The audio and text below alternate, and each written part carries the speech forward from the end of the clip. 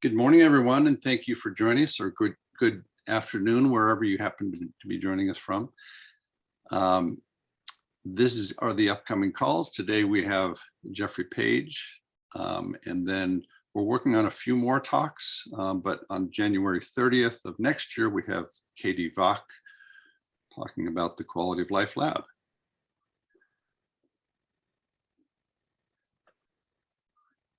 So with that, let me jump in. So the first question to ask and to answer is, how arrogant are we to dare to present a talk on leadership to such an amazing group of leaders from different domains, business, academic, nonprofit, and government? And the answer is that we hope this presentation will offer the possibility of value exchange and the discovery of shared resonances regarding leadership. What is PCI but an amazing organization working hard to build and realize the shared dream of an internet that is a positive force for good throughout the world. And every person here has a leadership role in helping to achieve this lofty goal. We are all leaders in different ways to instill this PCI dream in every person we touch with our conversations and initiatives, and then to support their ability to become leaders in propagating this dream. One of my favorite philosophers is Suzuki Roshi, who brought Zen Buddhism to this country, and he has a saying that goes, "You are perfect, and you could use a little improvement." Of course, in my case, I could use a lot of improvement, but that's a different subject. So the ask for today's session is that you forget how you may label yourself, at least for the next hour or so, and instead consider yourself a student of leadership, viewing all of your education, experience, and knowledge through that lens of being a student of leadership. Jeff Page joins us today to kick off this conversation. Jeff brings with him a background, experience, and perspective on leadership that I believe complements the experience of this community and its approach to leadership. Jeff began his career as a Peace Corps volunteer and went on to spend about 12 years working in various leadership positions in the Peace Corps, including running a training center in Eastern Congo that trained hundreds of Peace Corps volunteers for Francophone Central Africa. In that role, Jeff helped evacuate trainees and volunteers from Eastern Congo during the Civil War in the early 1990s, and managed to quickly contract out a hotel in Bujumbura, Burundi, and transform it into a replacement training center. He also served as country director in Guinea, West Africa, during which he managed to keep volunteers safe during a coup d'etat of the country's president. Jeff continued his career as a leader of budget reform across the US government agencies, several US government agencies, and served as a transformational leader as CFO for the Library of Congress. Most recently, he's brought his leadership skills and focus and passion to a software firm in Maryland. Throughout Jeff's professional career, he's been an active student of leadership, intentionally studying the leaders he's worked with to try to crack the nut of what it means to be an effective leader. In every position of leadership Jeff has held, he's considered one of the most aspects of his job is to develop leadership skills in the people he works with. He recently published his book, Becoming a Student of Leadership, Making Leadership a Practice. This book is a culmination of his thinking and writings on leadership over the last 10 years. We appreciate having the PCI community join us today to engage with Jeff in a discussion of what it means to be a student of leadership and to help start a movement around leadership. And with that, I give it to Jeff. All right, thank you, Chris. Thank you for allowing me to speak to your group. As you are a force working to bring connectivity and positive change to the world, I feel that there's a connection between us, because my book, and the reason why I wrote it is a lot about bringing positive change and trying to create a sort of movement around leadership and overcome some of the problems that I see around leadership. Sometime in my career, I began thinking of myself as a student of leadership. And the thing about calling yourself a student of leadership is it sounds kind of lofty and important. People say I'm a student of the arts, I'm a student of science, I'm a student of history, I'm a student of leadership. But actually, for me, it means something different. It really means that no matter how long I study this subject, and I've been studying and thinking about it for a long time, I will always have more to learn. And in fact, I would say that many times I've felt like a remedial student in the subject. But why did I choose to become a student of leadership? On the one hand, I've had the good fortune of working with some amazing leaders, people who led with the pull of inspiration. But I've also learned by observing and working with some really bad leaders, people who had titles or labels of leaders, but really had no business leading people. As a student of leadership, I've tried to identify the behaviors of great leaders, and that I've been lucky enough to know and work with, and try to emulate them, as well as the behaviors of poor and ineffective leaders, and try to avoid them.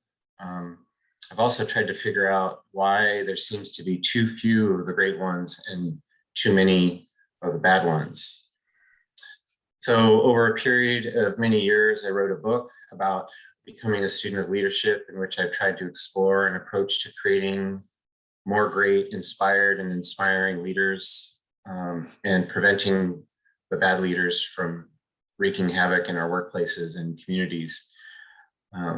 As I've mentioned often to Chris, I have a dream of creating a sort of movement around these ideas, something that I'd like to share with you, and I hope it will resonate with the PCI community. Among the themes and ideas I cover in the book, there's a key problem that is sort of a theme in my book, and I believe is responsible for interfering with this dream. And before going into the problem and introducing it, I would like to hear from you. This is not going to be just a presentation. We have a lot of highly experienced leaders here, so I'd like to tap into your knowledge and experience base instead of presuming to tell you something you all don't already know.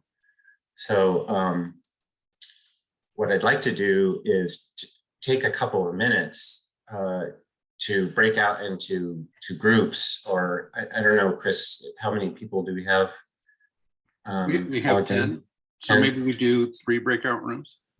Yeah, so I just want to take a minute to just break out and just talk and come up with a short list of key attributes of an effective leader, and then we'll come back and talk about it. As most of you are accomplished leaders, this might seem like an elementary activity. We all know what an effective leader is, but if you bear with me on this little exercise, I think it'll help us to discuss the problem that I refer to, and hopefully a solution that we can help create and implement together.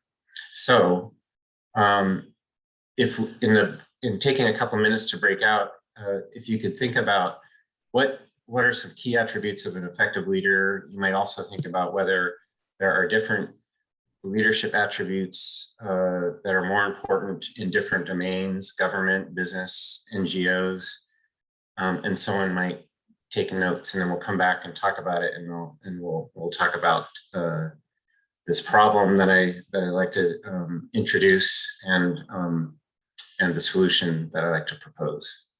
So why don't, yeah, so I'll create 3 breakout rooms, and if each group can appoint a leader to report back afterwards.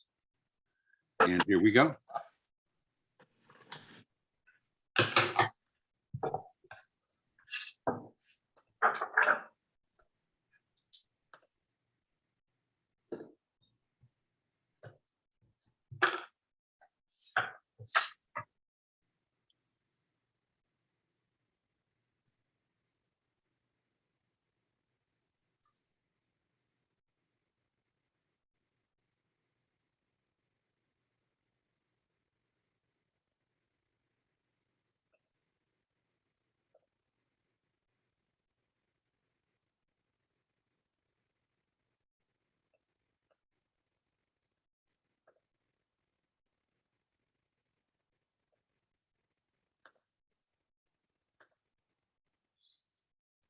Come on.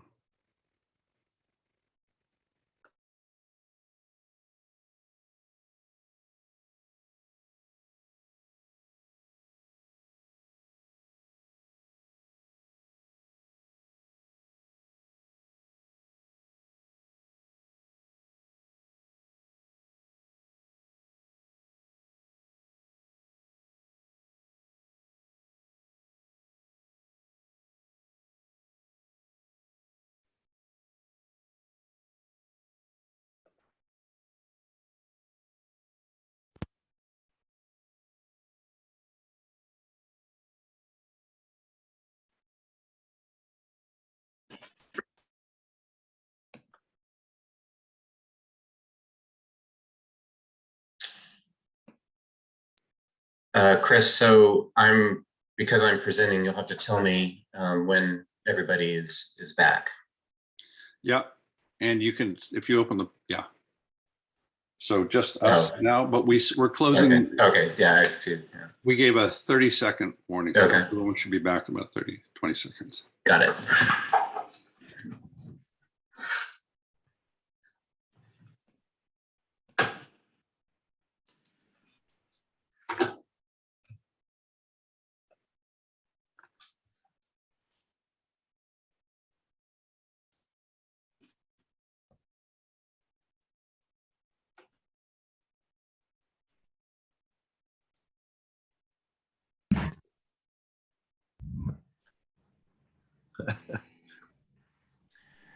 We're back. I think we're all here.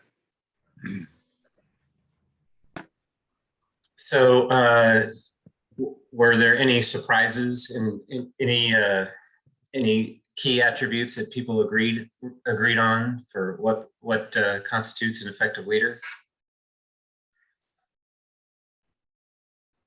I'm just going to say for myself, and that was aired in the group, that effective leadership is highly dependent on context of need for type of leadership. And can you give us an example of like what would be a different kind of leadership, or some of the? If you're trying to use leadership to develop innovation, you need a lot of diversity, you need a lot of collaboration, you need a lot of positive friction, right, to move things along. On the other hand, I would not recommend using that same leadership style to run a fire department. You need procedures, you need a leader, and you need, people who are basically are going to follow orders and have each other's back to accomplish the task at hand.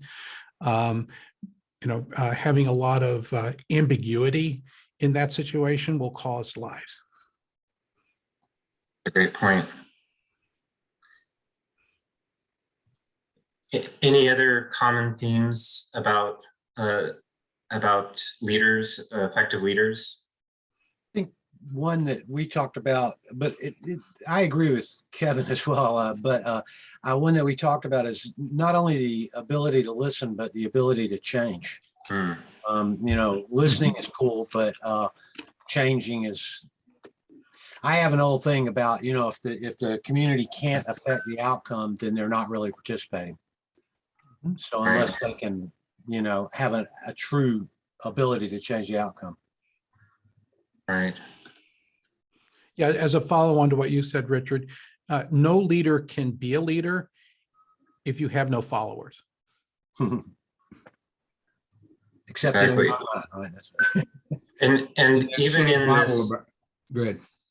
Well, I just was going to say, even in the point about being a different kind of leader in a different context, the examples of being a leader in an innovation team versus a fire department, its ability to be nimble a leader might be in different contexts, and be able to need to understand the context and bring appropriate leadership skills to that context. Well, being the person who failed situational leadership at IBM because I refused to be a different manager in different situations, I think that rather than the person being the seven faces of Eve, is that you need to call on a different member of the team to be the leader in that moment, as opposed to you being the be all and end all leader in every situation. That's a great point. So there's another point about iterative solutions. And if you're dealing with, say, a complex or wicked problem, where the problem itself is an amalgam of several other different kinds of problems, as soon as you start to solve it, you change the problem, which means that the solution is almost certainly not going to be where you started from. It's going to be iterative. That's quantum physics leadership, Lynn. Yeah. Good work. But there's a really serious leadership challenge there, because what you need to do is schedule a review, say 6 months or so, of how you're doing, And if you are converging to the assumptions on which you started, then continue. If not, then have a plan to change. But that means when you start, you have to get your buy-in from your own leadership to say, when we have this review and we change, it's a sign of weakness, not a sign of wimpy weather vaning. And then you have to get a buy-in from your team that says, okay, we picked plan A, and I expect everybody to work their little hearts out for plan A. But if we find that plan C is better, then that again is a sign of strength, not a sign of weakness. And I look forward to your continued cooperation. All great points. So I'm going to actually move to the problem that I was talking about earlier. And one of the things that I would say just about all these comments are all just dead on appropriate for just all different contexts of leadership, what is required of a leader. So I don't think any of these attributes come as a particular surprise, but I think part of the problem is that these attributes don't appear consistently among leaders in our organizations and companies and communities. And in my 30 years of observing leaders and attempting to serve as a leader myself, I've seen this problem over and over again. And what I've called it is an assumption problem. And what I'll just explain sort of where this comes from. You know, you have someone who begins their career working in a particular domain, and through a combination of education, work experience, training, they eventually become an expert in that domain. And they're promoted to higher and higher levels, become a subject matter expert, and they keep advancing in their career until they get to a point where there's nowhere to go except to become a leader of people in that domain. And so the problem that I've seen consistently throughout my career is that we assume that this person, because they have years of experience and expertise in this domain, that those years of experience then qualifies them to become a leader of others in that domain. And this assumption is often matched by the subject matter expert. You know, they've put in their time, they've had many years of experience, and they say to themselves, I'm ready now to be a leader of this group. And so the problem that I see, this assumption problem, is that most of the people in this position, if we're going to thrust them into a leadership position, they are going to be woefully unprepared to succeed in that leadership position. My question is, why would we assume that someone who's a subject matter expert over many years all of a sudden is going to transform themselves into an effective leader? And yet this happens over and over again. So these assumptions, I argue, set up new leaders for failure and set up their teams for unhappiness, confusion, frustration, low morale, and diminished productivity. And this assumption problem is not limited to the misguided ways that we are thrust into leadership positions. We as human beings, we often, after working with people for many years, we assume that we understand the human condition and are experts in how to effectively engage people in a meaningful and productive way that will inspire them to work with us. And when it doesn't happen, we assume that there's something wrong with them. We tend to fall in love with what and how we think, and we assume that what we're thinking is always right. And so when we enter into conflict, we tend to assume the other person is wrong.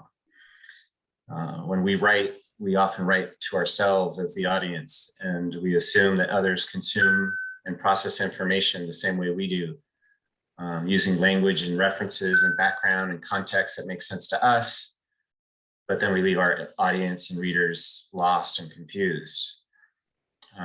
If someone doesn't follow our instructions, we assume they haven't listened, don't care, don't respect us. We rarely consider it's because our instructions were poorly conceived and communicated. We assume we have no blind spots. We see someone responding negatively to something we've said or done, and we wonder what's wrong with them. So there's all these examples of assumption, and there's nothing about being an expert in a particular domain that makes us step back and question those assumptions. So I Jeff, believe. you're not sharing your screen. You need to reshare after the. Oh, I'm sorry. Let me.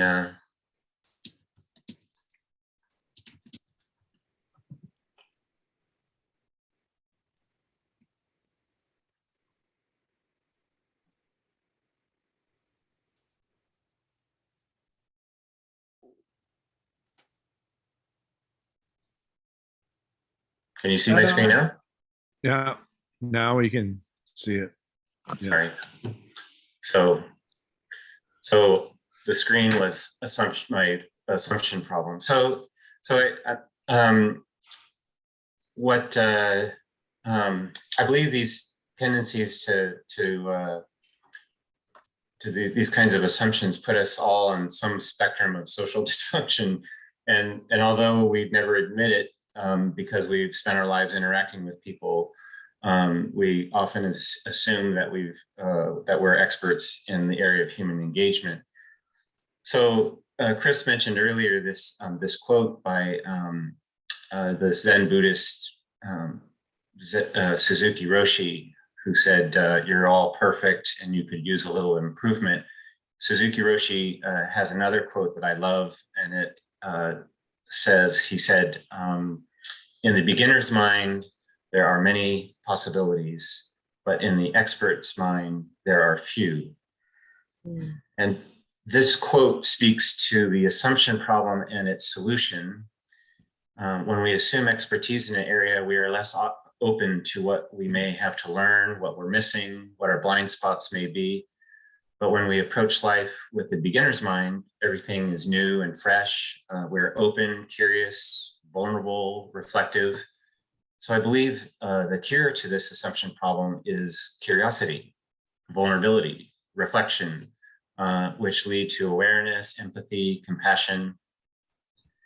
The examples that I cited here would all be turned around if the word were not assumption, or the reflection was an assumption, but curiosity.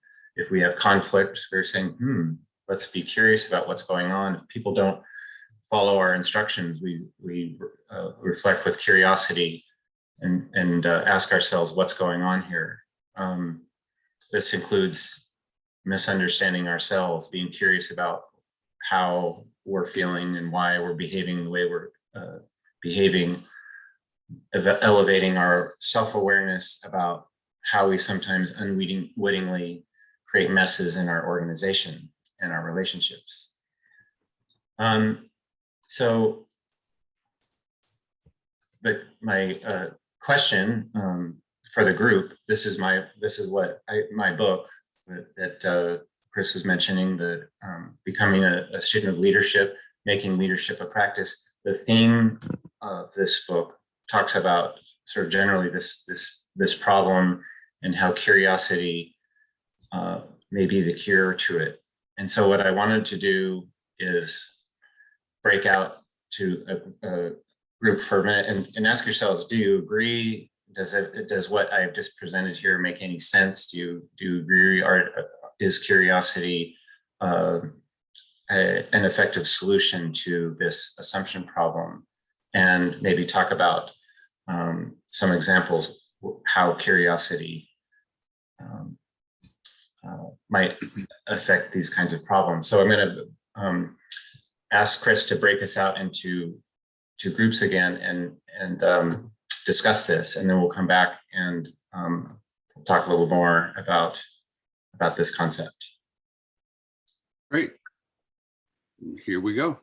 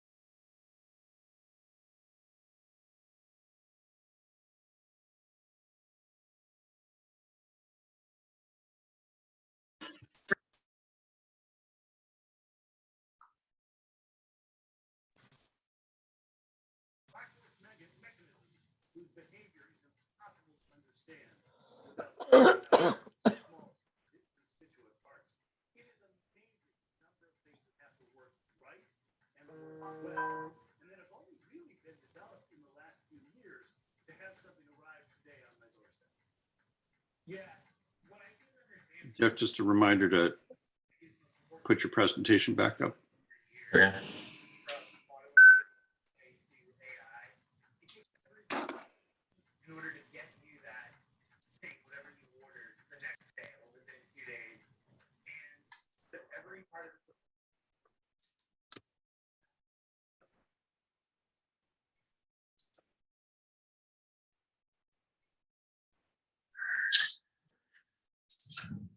So I guess my first question is this the assumption problem and the curiosity solution, does that resonate with people? Do people see curiosity as a cure to the assumption problem?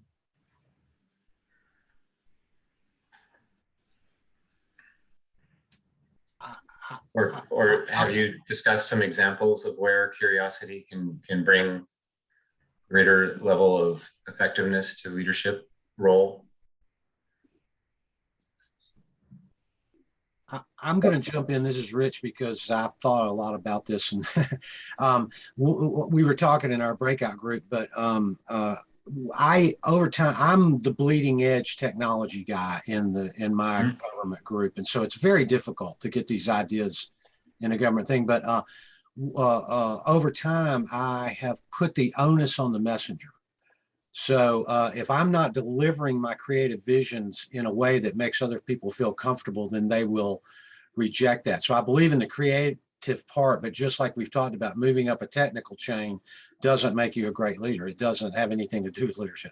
So being able to effectively communicate creativity is super important to me. Right. So that goes back to this concept, the assumption that if you are a technical expert, but all of a sudden being a technical expert, does that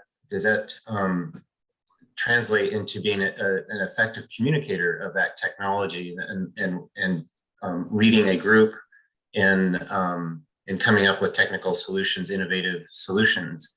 And I think again that's the assumption problem that I see. Being curious is part of the I think, being able to say, what do I need to communicate effectively to this group to inspire them, to move them, to get them moving towards a solution. But I think it's important that we don't go too far on that. The perception of there's no intrinsic value in ignorance. There's no intrinsic value in ignorance of the technology, of the domain of street cred helps on your leadership areas too. So I don't want to perceive that they're completely decoupled. That Absolutely. There's a natural tension that you have to observe. You're absolutely right. You can't walk in and say, I don't know a thing about technology, just to use that example. I know how to turn on my computer, but I have great leadership skills, so I'm going to come in and be a leader of this technology group. I think that we were actually in our breakout room, we were talking about this concept of credibility capital. If the people you're presuming to lead don't see you as having any, to use your term, street cred, then they're going to say, what are you trying to pull off here? So I totally agree with you. The other thing we were talking about is the concept of sometimes a leader feels that they need to solve issues. To be a leader means to solve issues on their own, to come up with a solution. So part of this, the benefit of curiosity, is to say, what knowledge base? I mean, I've had experiences multiple times when something that's common knowledge and about issues and possible solutions, there's not a curiosity to understand that. And so some point later, a leader will come back and say, look at this wonderful discovery I've had. Well, so this was available and attempts to communicate this. So that level of curiosity of down to what is the knowledge base amongst those, in a hierarchical sense of the people I am leading, that can benefit. Hey, And go ahead. Somebody else was saying something? My wife was talking to me in the background. I'm going to Oh, mute. yeah, it also sort of relieves the pressure to be the leader in a sense of that all the key decisions needs to come from there, all the investigations. So that's just a reconfirmation of the benefit of curiosity. That's a great point. And if we are assuming that we, as being a leader, we are the ones that have to come up with all the solutions, then that assumption is going to prevent us from seeing the solutions that may be sitting in the room with us. So the curiosity, turning that assumption around and turning into curiosity is, where are the solutions in the room? Curious about unpacking the problem, curious about the people who have insights that might bring solutions to the problem. Jeff, I have a emphasis in my work of being able to differentiate between having a culture where devil's advocate prevails and what I've identified as angel's advocate, which has to do with building an idea. And not to say that devil's advocate is important. I mean, isn't important, it is, but to be able to distinguish that can also be an environment where ideas are killed off and people are killed off, particularly people that come from more of a high context culture and think in terms of a more divergent thinking. And for creativity and innovation to be able to welcome that kind of divergent thinking, which I call angel's advocate, I think it's really an important piece of exploring with curiosity. That's a great point too. I at the organizations I work, I try to emphasize this concept of radical candor. And radical candor, often people understand and first hearing it is that there's something mean or abrupt about it. But I think what's radical about it is that we are often conflict averse. And if I'm going to bring up something that may be in conflict with what you say in an effort to find a better solution, we maybe will avoid that sort of conflict and try instead of being curious about how to introduce alternatives. A devil's advocate or an angel's advocate saying, well, yes, and how about this other possibility, as opposed to the an alternative idea being the deletion of the one that you're presenting an alternative to. Well, that some people talk about it as modeling improvisation, the difference between yes, but and yes, and saying yes, and Yes, that's another aspect of it. Yeah. right. And being able to create that culture where both are welcome and pointed out, because some people don't talk about assumptions. There are a lot of assumptions around that. Right. And it seems the opportunity is to say, when an idea comes up, is not to assume that you understand everything and that what's most important is to say your yes, but to dive in and say, well, please explain more, or how would that impact this, right? And so you're making sure you understand, because again, those assumptions when people are talking can make you think you understand everything, but it's important to explore the assumptions to get to the point where you are in a better position, and that involves curiosity. I'm going to jump in with one more. I'm talking a lot today, but whatever. That's not unusual. But I'm going to use Ben's term, friendly amendment to what Ben said, which is that there is no value in ignorance, but boy, there's a lot of power in it. You will find groups that will stay ignorant because they fear, because they fear. This is my big theme, is that fear. And what I work with a lot is communities where there's already an established leadership. And when you bring in change, that challenges the leadership. And I think in any organization, you're going to have managers that feel that since they didn't come up with the solution, they're somehow being threatened or whatever. So I'll just say that there's a lot of power in ignorance. A lot of Yeah. energy associated with being ignorant so that you don't have to think about the hard things. If I could add to that, the smug ignorance is actually the worst. Yes. Mhm.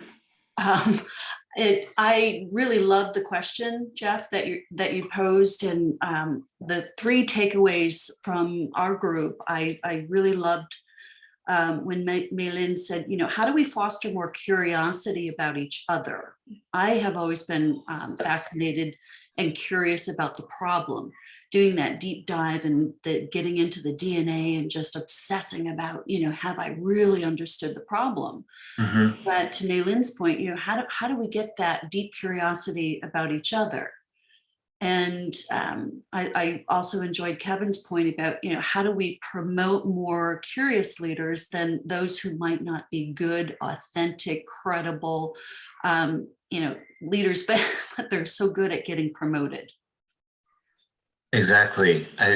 That's a great point. We were talking to similar in our breakout group, just about being curious about the people who work with us is a huge. It's not only we're learning about what they bring in terms of skills and capabilities to the organization, but people love to have someone interested in you, and so being curious about people, spending time understanding who they are.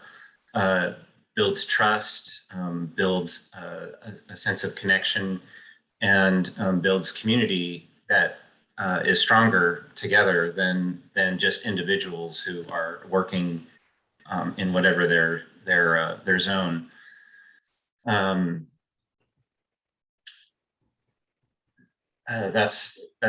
glad this resonates with you, because I think that the problem that unfortunately the curiosity doesn't solve the problem of this sort of progression of people from being experts in an area to being leaders of that area where they're not qualified and not in a position to succeed. So that's the kind of movement that I am interested in trying to Maylin's point, like how do we create more curious leaders? How do we create people who have this sort of perspective and bring this to leadership position? And I think one of I'm sorry, I'm going to move to another slide. This move to this movement is how do we have these kinds of discussions earlier on, and incorporate this into curriculums in schools and training, and so it's not just all the focus is on technical expertise, and then all of a sudden somehow something some magic wand is supposed to be waved to have someone be able to make that transition into leadership position. And it's not only important to make that transition, but the fact is we're all asked to lead throughout our lives. It's not just having that title of leadership. You're now the director of this or the manager of this.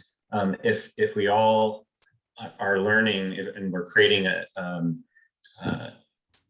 skills around these leadership qualities that we've talked about early in people's development, then we won't have such a problem in making that transition. And if people are bringing leadership skills to wherever they are in the organization, we're going to be more effective organizations, groups, teams, etc. So this is a movement. This is I wrote this book not because I'm interested in making money. It'd be nice to if people buy it and it has value and I can cover my costs of publishing it.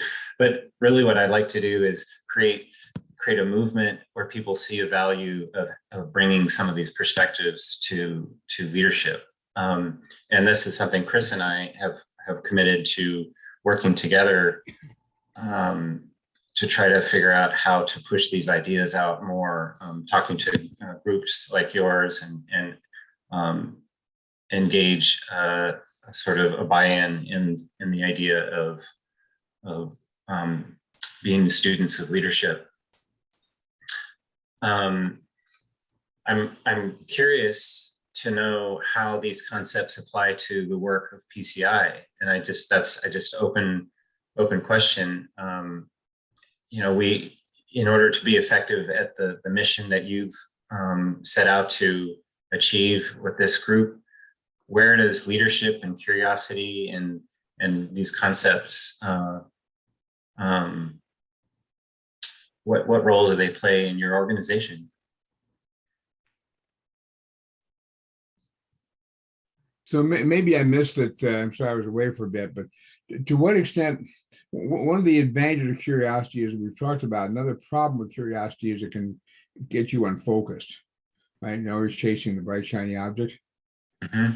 And so, I mean, the thing in academia, there's this tension between curiosity to learn new stuff and the tyranny of the grant writing process. Mm. It's just, wow, that's a really interesting topic. Whoops, deadline is, it's deadline, or it's got to be done by a nonprofit, or it's got to be whatever, and so we don't qualify. So let's forget that.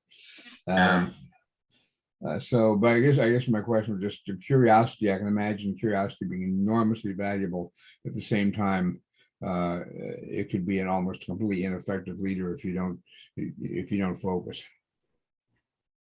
That's a great point. And if curiosity translates into navel gazing, and it's like, what is Jeff doing? Oh, he's in there being curious, but I think the idea is being curious about, am I being effective? If I missed that grant because I was sitting there just reflecting all day on some concept, then my curiosity isn't bringing solutions to the problem that present themselves. So you're absolutely right. There are a lot of people who are not making decisions because they're spending all their time thinking about them without making decisions. Isn't part of the opportunity is to know what are the triggers for investing in being curious, and perhaps one of those is when conflict arises, and so that's where you say, or you had an assumption something's going to go well and it doesn't, and you say, okay, that's the opportunity for further investigation, because yes, I can be focused and I can say, forget it, I don't have time to look into why this happens, but then that becomes a repeating pattern, as opposed to saying, this is the flag, this is the cue, to then really, it's the opportunity to be curious. Does that make sense?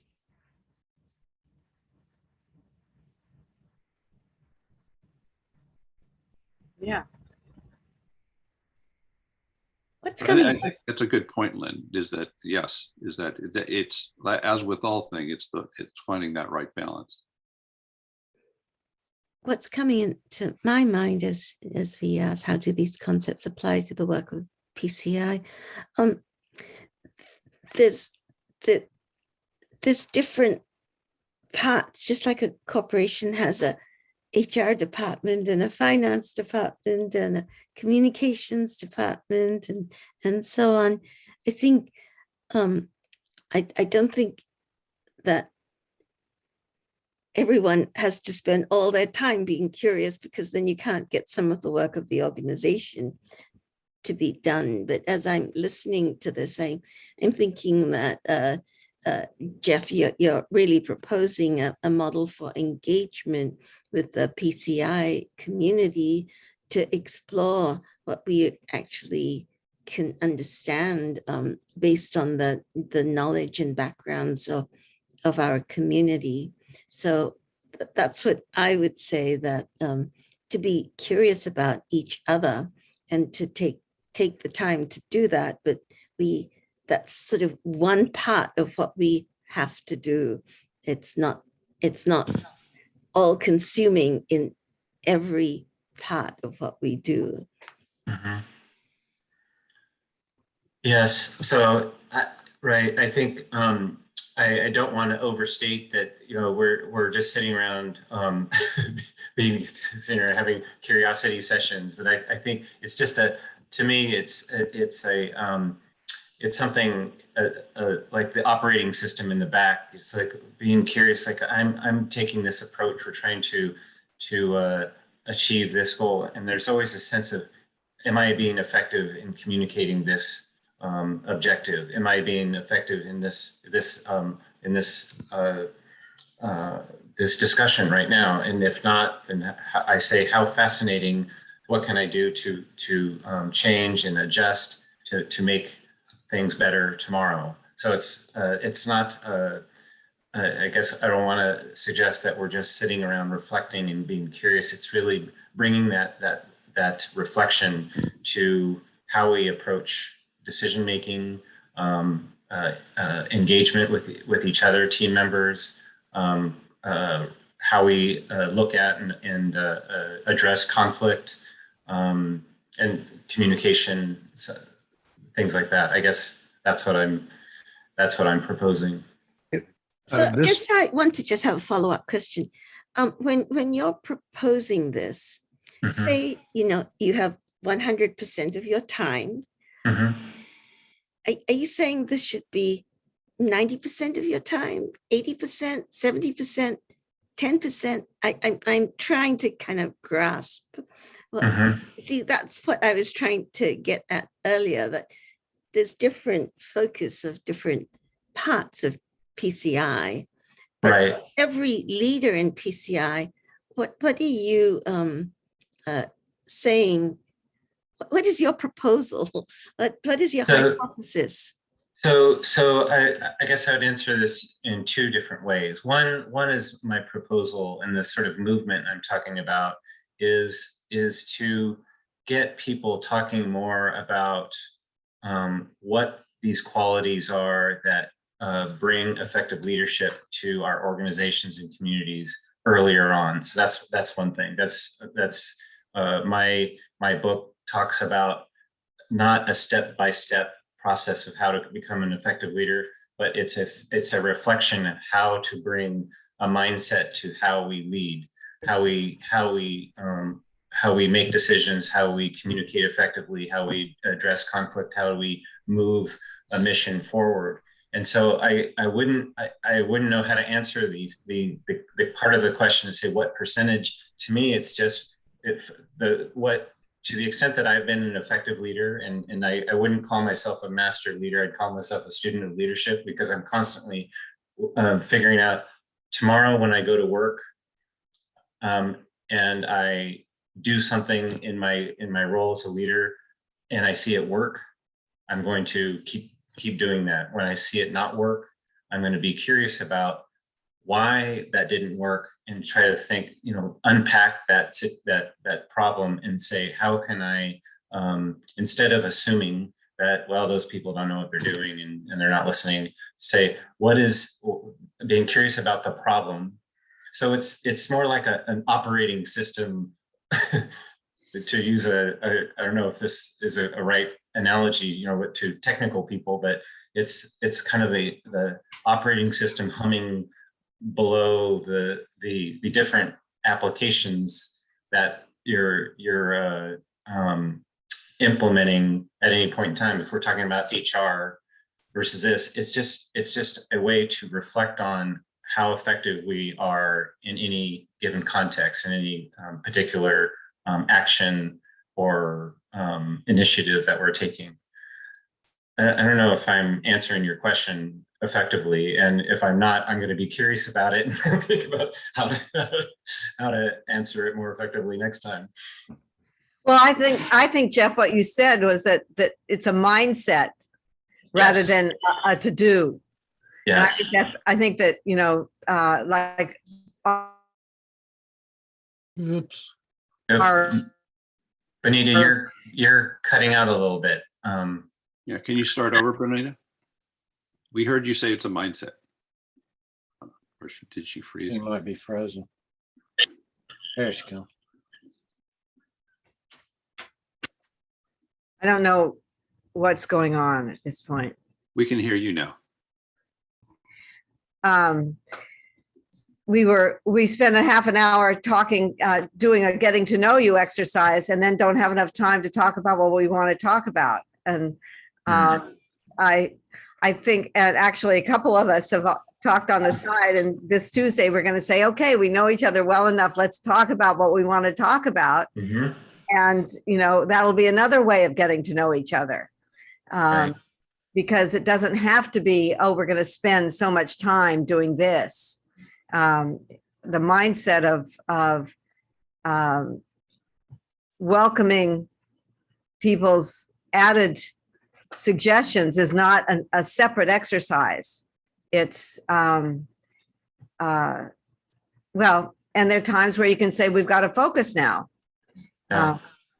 Anyway, I just wanted to say that it's more of a mindset rather than a to-do.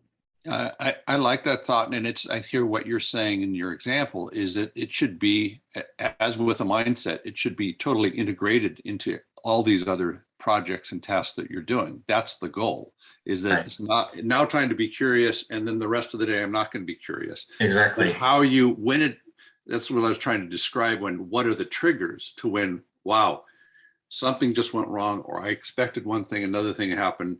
Now's the time to be curious, is of course with balance of how important is that, and that the more important it is, the more opportunity. Because again, if this is something that ends up creating, 10 days of unproductivity, and by being curious for a few hours, you can reduce that to a day, then the ROI is pretty clear.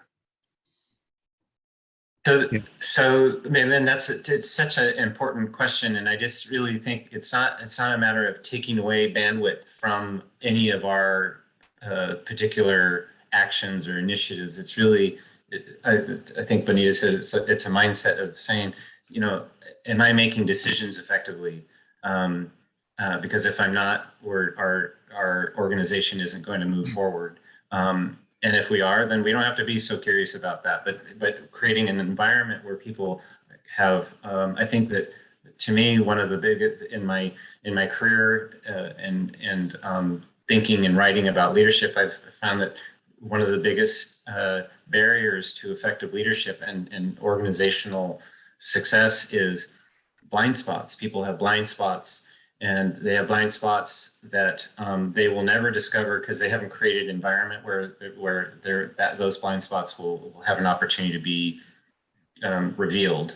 And that's partly because people aren't curious about it. They don't create an environment where you can give me feedback and say, Jeff, you have a blind spot, and let me talk to you about this, because it's negatively impacting your ability to do whatever your job is. In this area. So it's really sort of an underlying mindset. But this has been wanting to add some sense of process. There's a hygiene in allowing total curiosity to reveal assumptions early on. I always tell my students that you usually make your biggest mistakes in the first 5 minutes of a project, and because of the assumptions you're making, assumptions you're making about a stakeholder. And it's not just the stakeholders in the room, it's the stakeholders associated with the effort itself. And that for example, for a strategic assumption surfacing that we would in large strategy, take that first 5 minutes, stretch the first 5 minutes to explore, identify the assumptions held by and held about stakeholders early on, so that you're not waiting for minefields to crop up later on, and that we know how to deal with them when they come up in surprise, in novel encounters. But there's no reason we can't responsibly spend a curious moment collectively to understand the assumptions up front that are held by or held about all the stakeholders in the room and impacted by the effort. Ben, can I just add to that for a second and say, when I teach, customer selection and organization behavior at the graduate level,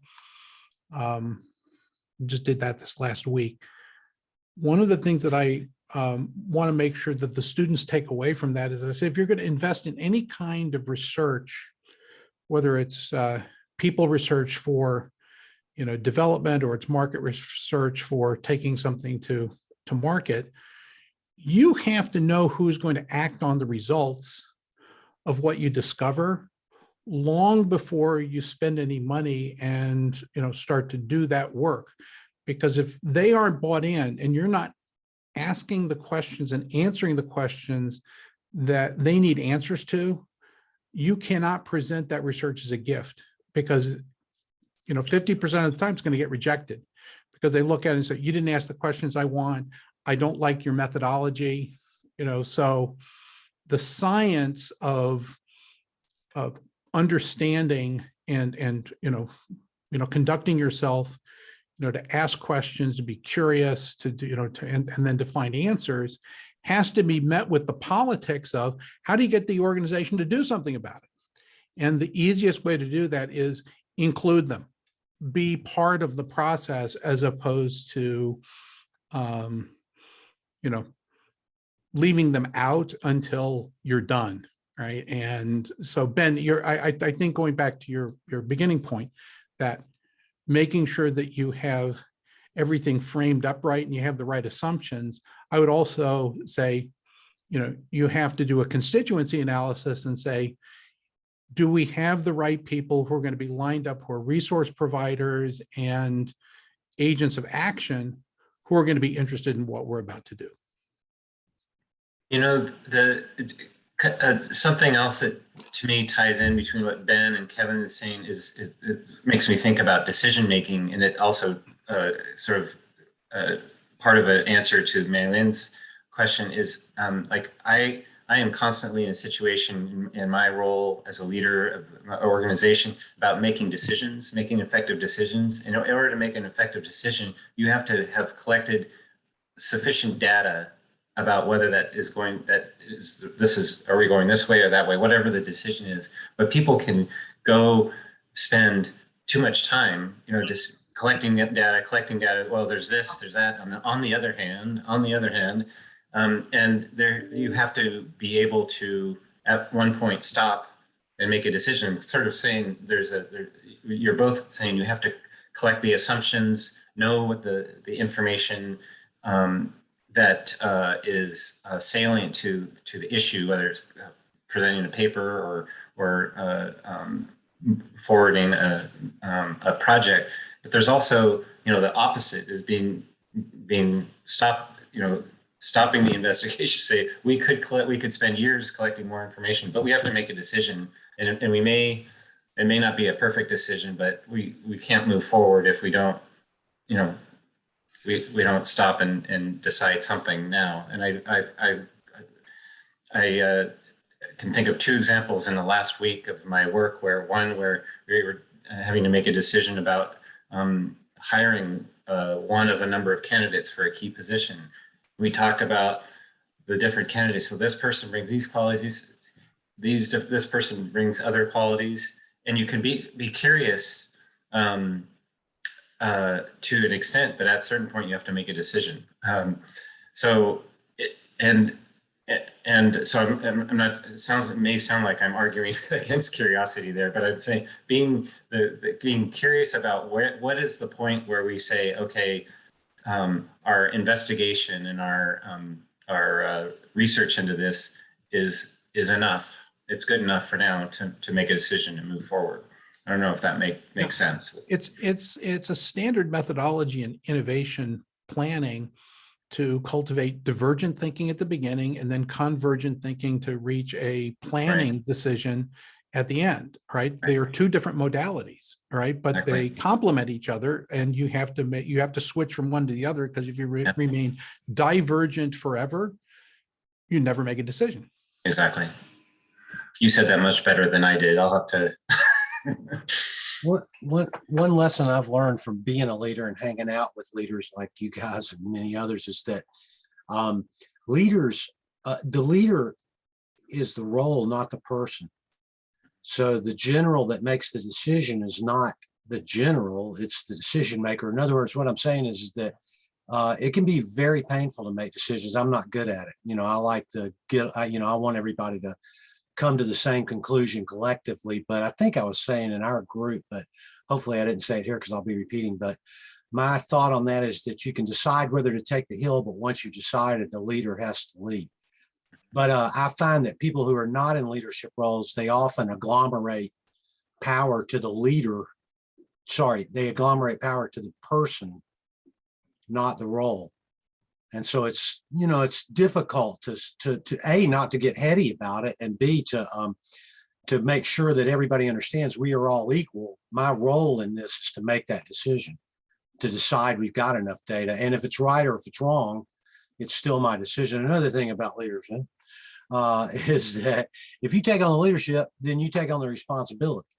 And I find too many times that leaders are willing to be great at saying they will be the backstop, but when the backstop hits, they often go the other direction. I don't know, maybe, it's uncomfortable to be in that role, but it's been really interesting to me to hang out with leaders in general. I've had a lot of different roles where I've just been a minion and hanging out with leaders, but I get to observe them. And the one thing I observe is when they're all together, they're just people. It's only when they become leader in that leadership role that they take on those attributes. Some do good and some don't do as well.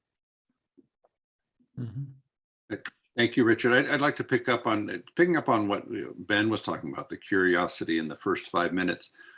All of a sudden reminded me of a course I took in college, which was a primate study, and the object was identify one of a community of primates and really observe them and describe their role and interactions with other communities.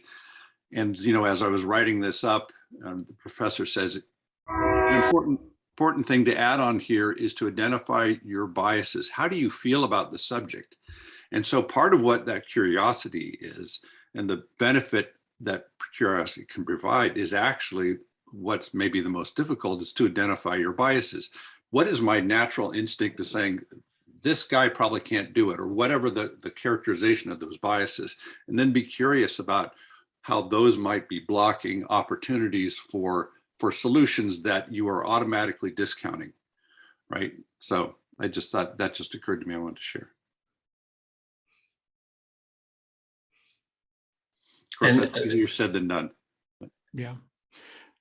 Picking up on just something Richard said, just about hanging out with leaders, I think one of the reason why I think of this as a movement is going back to what I said earlier, just love to see, this kind of reflection, and people sort of understanding and unpacking the meaning and building skills that we are talking about and appreciating here earlier on, so that we can have more people to hang out with and say, wow, we can share the ideas of what effective leadership is.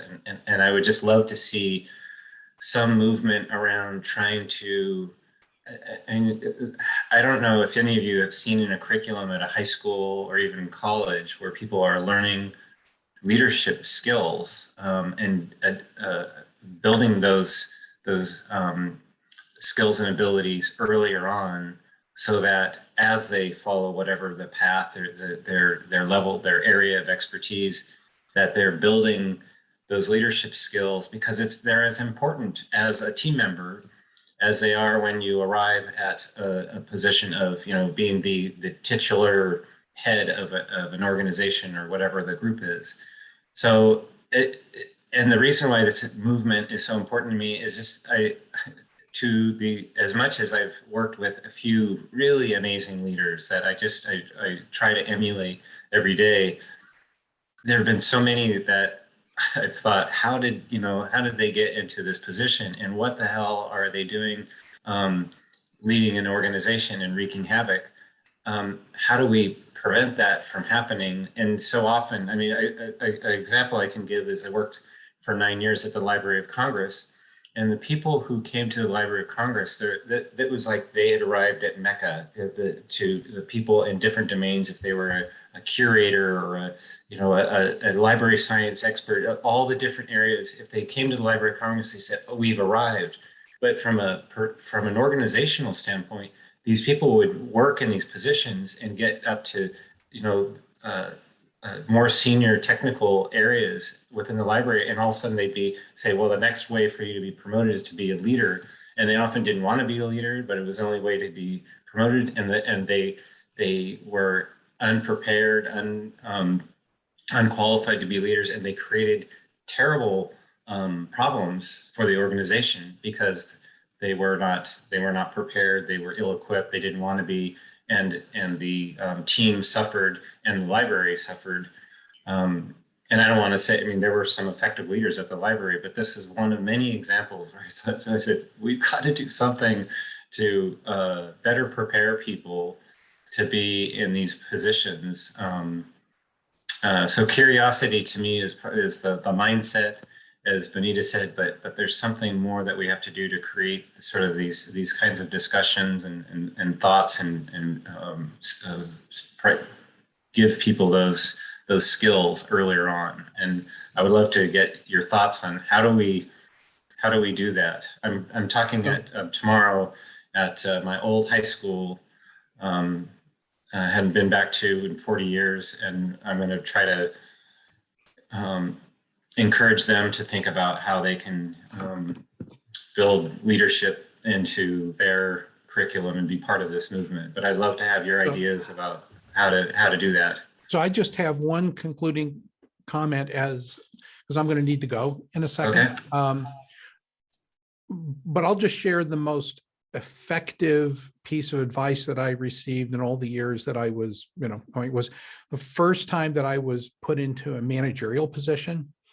The person who was responsible for me taking that on had a very short conversation, and she said, Kevin, the reason you're getting this is you're a really good staff person. You're really good at what you were doing. Now you're going to be managing other people. And your instinct is going to be to try to get them to be as good as you were. And that's going to be a failure. You're not going to be a good manager if you don't make this a fairly clear transition from what you were doing to get to where you are to now accepting the fact that other people will not do things the way that you would have done them. You have to accept their way of solving a problem, and you've got to let them do it. You will be an effective manager if you bring out the best in the people that you are given the ability to steward. And that, in that brief conversation, I realized that I was going to have to make a transition. I think that if you talk about becoming effective leaders, it's about transition management. It's about going from being a doer to being a manager of doers. Yeah. And it's a very different skill set. Yeah. And so we know this, I studied this at oil and gas companies, that the people who were in leadership brought in really big fields as petroleum engineers. And the fact is that those wins for the organization don't mean that you're going to be a great head of public affairs or a great person leading HR or a great person, going to be a CEO. You're a great petroleum engineer, right? And so there had to be this, internal school that allowed people to become broader, right? And to become people, managers. Right. So I just leave that for you that, I think that leadership is a lot about transition management. And that's what we're not doing well in some cases, because what people learn is they learn, all right, this is what got me to this point, and I'm going to do more of that. And that leads to dysfunction. So yeah, what got you here isn't what will get you there. Have you heard that? Absolutely. So thank you, Jeff. Great to have you with us. And I have to depart. I normally stay right to the end, but I have to depart today. Thank you. Thank you, Kevin. Cheers. Ben, did you want to talk about your comment, yet many fail up? You're on mute. Yeah. Well, it was just reflecting on the observation as people were, we've seen many fail up, people who are professional professionally successful at failing up continuously, and serial fail-uppers that are always astonishing that, how they not only survive but thrive at that. No, I was just a comment reflecting on the prior elements in there. But my main point was about the issue of what I call stretching that first 5 minutes. How do we engage that curiosity as a specific license at the beginning in such a way that its product of that activity is a wash, a revelation of the assumptions and assertions held by and held about different stakeholders, the people in the room and the people whose journey you're impacting in the project or initiative. And that helps a long way. You have to do exactly what you're saying about the sensitivity to the assumptions and challenges that arise during the process. But I just want to clear the minefield as much as I can up front. So I can get 82.3% of the mines out of the way by getting those assumptions up front. And that was my only point. And the curiosity mode, there's different levels of license of curiosity that I would think. One, that's a collective, that it's a commitment by the group to be curious. And then at other points and later points, it's the insight of an individual's or unique insight that might raise the curious point. That was all. Thank you, Ben. Thanks, Ben. Maylin, I don't know if you want any final comments before we're in our last minute here. Well, I just want to thank you, Chris, for bringing Jeff in to our community, and the interest in how might this apply to PCI is a big question that I'm very curious about, and I would really welcome follow-up discussions. So thank you for triggering this line of thinking, Jeff. I really appreciate it. Thank you for having me. Wonderful. Thank you very much. Thank you, everyone. Again, our next meeting is January 30th. We may have something before that, but for now it's with Katie Vach about the Quality of Life Lab. I'm going to leave one maybe controversial thought on this. I'm kind of reffing on a theme that what makes an effective leader is really, part of that is to be a wonderful follower, and partly both to understand what your role is as a follower and so you know how to communicate with that. But I think it's, in my mind, it's almost a yin and yang. So thank you again, Jeff, and thank you everyone. This is a wonderful discussion. I appreciate you being here and participating, and we will talk to you soon. Thank you. Bye. Have a great weekend. Yeah, Jeff, I had an exercise for you, for your students, but we'll have to talk about it another time. But please email me. I'd love to see it or share with Chris or something. I'd love to know what. Yeah, Jeff, I was thinking about your engagement tomorrow, and yes. With that, the Gen Z community has a very different sense of and not only on the entrepreneurship side, but the skill development, personal development initiatives. It's less towards job and role and all that we went through. And so I think a lot of them are ready to hear a message of it's local leadership and local engagement, entrepreneurship, and that they're already accepting that. And the question is help them in getting started at doing that in small measures, not big measures. It's not CEO stuff. Absolutely, I agree. Yeah, thank you. That's a great point, and I'm glad to know that maybe there's already the movement is already afoot.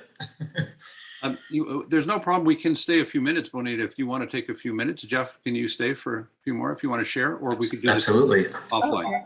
Okay. Thank you, Maylin. So the most effective exercise that I do in whatever instance I'm teaching that I have the time to do it is to have make the distinction between what I call devil's advocate and angel's advocate.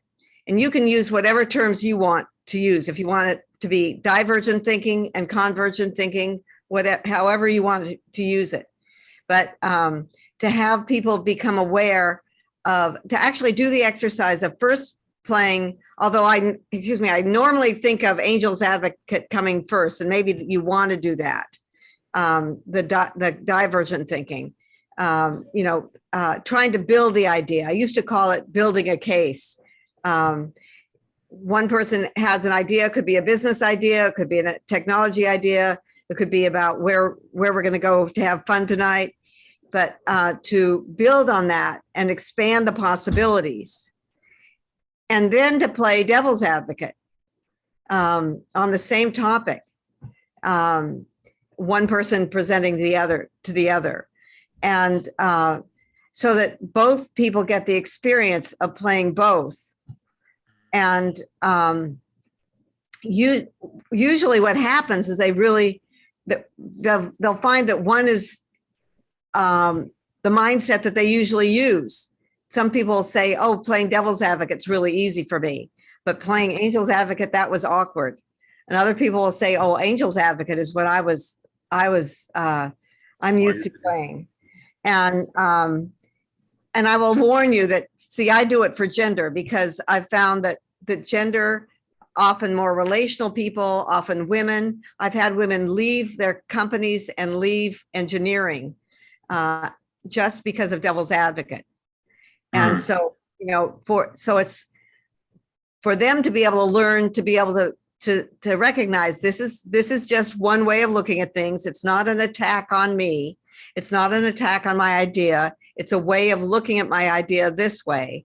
And I have a different way of looking at it too. And we need to do both. Mm-hmm.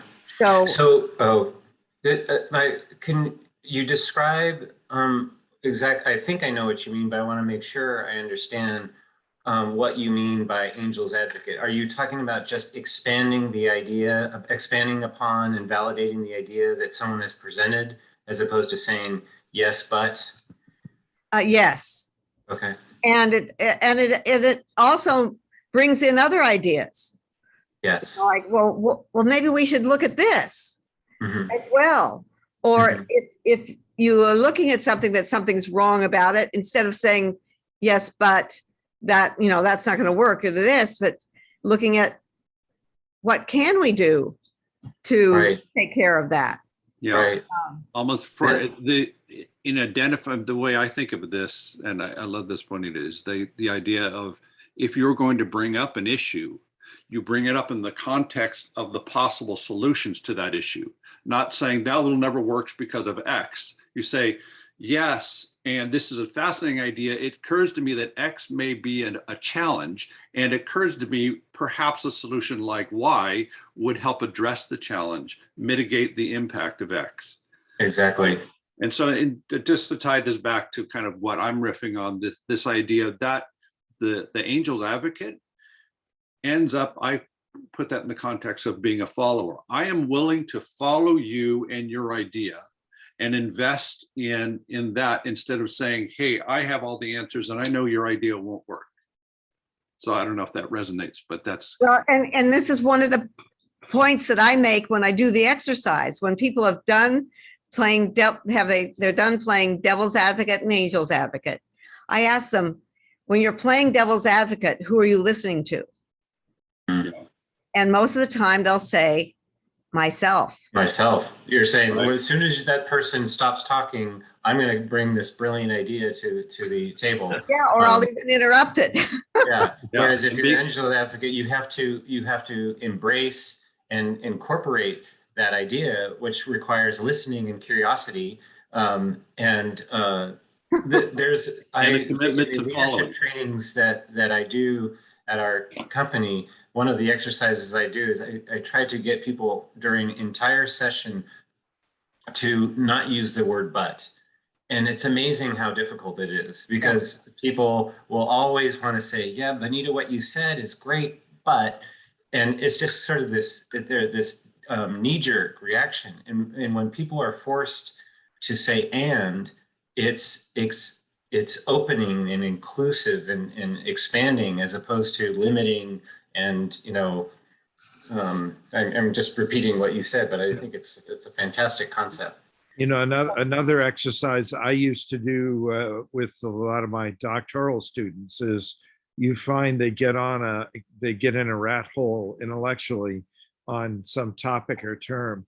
And so I'll write down on 10 cards a word that they overuse or misuse and put it down and say, tell me anything, just don't use that word.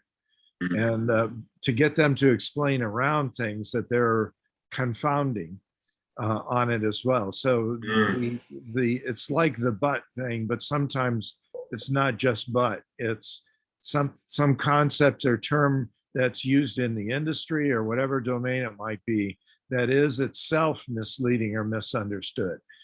Chris, we were talking about metaverse, for example. I would for any of our presenters, I would put metaverse on a card here and say, tell me anything, but don't use that word. Right.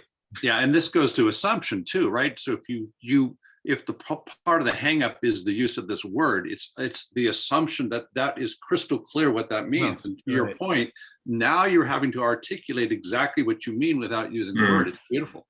Beautiful. Yeah, it's a crutch. That I love that idea.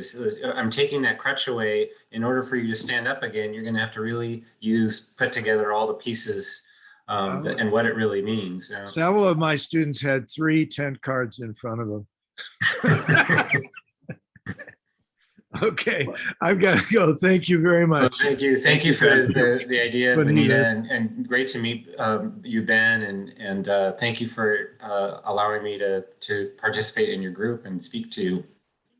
Okay, Jeff, I'll try sending you my devil's advocate, framework, although it starts with devil's advocate. And I think ultimately I start with devil's advocate because people are familiar with it. Yeah. But I think that it should be that we start with angel's advocate. I would love that. It has a lot to do with gaining self-awareness and a lot to do with the relational thinkers gaining confidence, because ultimately what I do is I have them be able to say, when you sit down with a group, you should be able to say, I bring a more divergent way of thinking. That is one of my competencies.